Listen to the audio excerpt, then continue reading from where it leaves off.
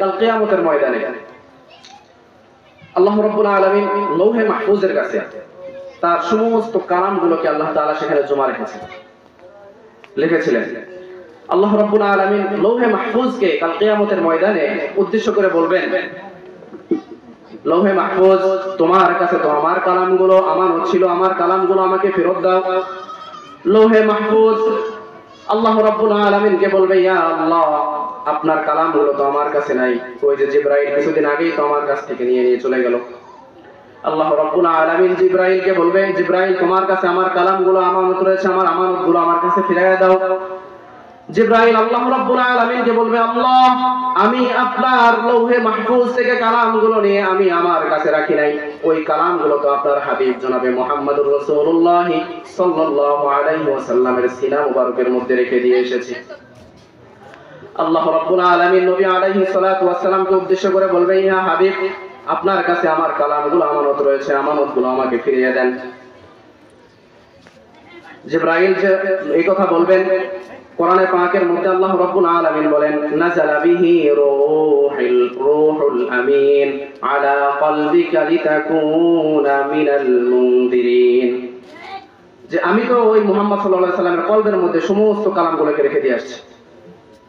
নবী আলাইহিস সালাতু ওয়াস সালামকে যখন আল্লাহ রাব্বুল আলামিন জিজ্ঞাসা করবেন, নবী আলাইহিস সালাতু ওয়াস সালামের কাছ থেকে যখন কালামগুলো চাওয়া হবে, নবী আলাইহিস সালাতু ওয়াস সালাম বলবেন, ইয়া আল্লাহ, আমি তো আমার উম্মতকে রেখে সবার আগে আমি চলে এসেছি, আর আমি আসার সময় বলে এসেছিলাম, সোয়া লক্ষ সাহাবায়ে কেরামকে সাক্ষী রেখে আমি বলে এসেছিলাম, তারাকতু ফীকুম আমরাইন লান তাদিল্লু মা তামাসসাকতুম বিহিমা কিতাবাল্লাহি ওয়া সুন্নাত রাসূলিহি। হে আমার সাহাবায়ে কেরামের দল, আমি তোমাদেরকে রেখে আমি চলে যাচ্ছি, কিন্তু আমি চলে যাওয়ার সময় তোমাদের কাছে আমি দুইটা জিনিস রেখে যাচ্ছি। যদি তোমরা এই দুইটা জিনিসকে শক্ত করে আঁকড়ে ধরে রাখতে পারো, তাহলে তোমরা অবশ্যই জাহান্নামের পথ থেকে তোমরা ফিরে আসতে পারবে, তোমরা জান্নাতি হইতে পারবে। আমি তো সোয়া লক্ষ সাহাবায়ে কেরামকে সাক্ষী রেখে আমি কালামগুলো তাদের কাছে, আমি আর উম্মতদের কাছে আমি তো তাদের কাছে জিম্মায় রেখে এসেছি।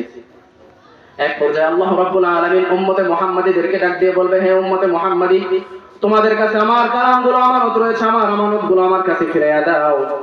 সমস্ত উম্মতে মুহাম্মাদী যখন আল্লাহ রাব্বুল আলামিনের দরবারে কাঠ গড়ায় দাঁড়িয়ে যাবে, আমাদের নবী আলাইহিস সালাতু ওয়াস সালাম যখন দেখবেন আমার উম্মতেরা তো দিশেহারা হয়ে পড়েছে, এরা তো সঠিকভাবে কালামের হকগুলো আদায় করতে পারে নাই, এরা তো সঠিকভাবে উত্তরও দিতে পারবে না আল্লাহ তাআলার কাছে, নবী আলাইহিস সালাতু ওয়াস সালাম আল্লাহ রাব্বুল আলামিনকে বলবে, ইয়া আল্লাহ, আমাকে অল্প একটু সময় দেন, একটু পরে আমার উম্মতের কাছ থেকে আপনি হিসাব নেন।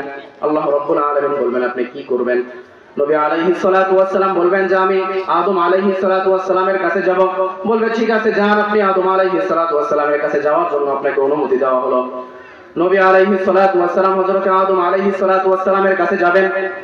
যাওয়ার পরে বলবেন, বাবা আদম, আপনার তো সমস্ত আমার উম্মতেরা তো আল্লাহ রাব্বুল আলামিনের কাঠগড়ার সামনে দাঁড়িয়ে গিয়েছে, তারা তো আসামি হয়ে দাঁড়িয়েছে, আপনার সন্তানেরা আজ তো সঠিক উত্তর দিতে পারবে না, আপনি চলেন আমরা দুইজন গিয়ে নবী আর আল্লাহ রাব্বুল আলামিনের সামনে দাঁড়াই। আপনি শুরু নবী আর আমি শেষ নবী, দুইজন যদি নবী আলাইহিস সালাম, আমরা দুইজন যদি আল্লাহ রাব্বুল আলামিনের সামনে গিয়ে যদি দাঁড়াই, আমরা দুইজন গিয়ে যদি আল্লাহ রাব্বুল আলামিনের কাছে যদি আমরা সুপারিশ করি, আল্লাহ রাব্বুল আলামিন এটা ভাববেন যে সমস্ত নবীদের দল এখানে উপস্থিত রয়েছে, আমাদের সুপারিশটা আল্লাহ তাআলা কবুল করবেন।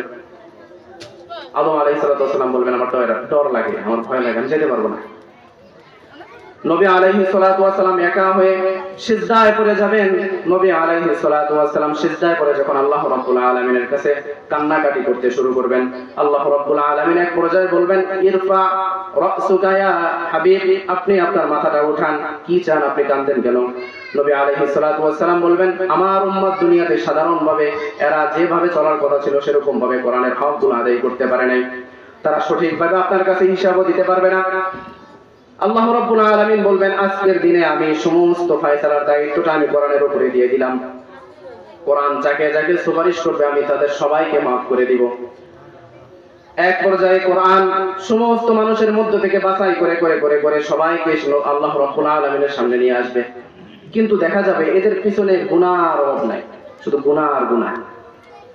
আল্লাহ রাব্বুল আলামিন বলবেন, এদের তো মাফ করা যায় না। এদের পিছনে তো অনেক গুনাহ।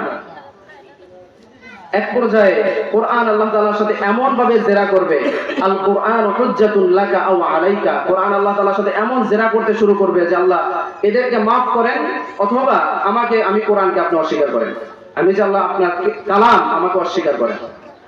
আল্লাহ রাব্বুল আলামিন বলবেন, তুমি যে আমার কালাম, এই কথাকে আমি যেরকম ভাবে অস্বীকার করতে পারবো না, শুধুমাত্র তোমার কথার দিকে তাকিয়ে আমি এই সমস্ত গুনাহগার উম্মতদেরকে সবাইকে আমি maaf করে দিলাম। সুবহানাল্লাহ।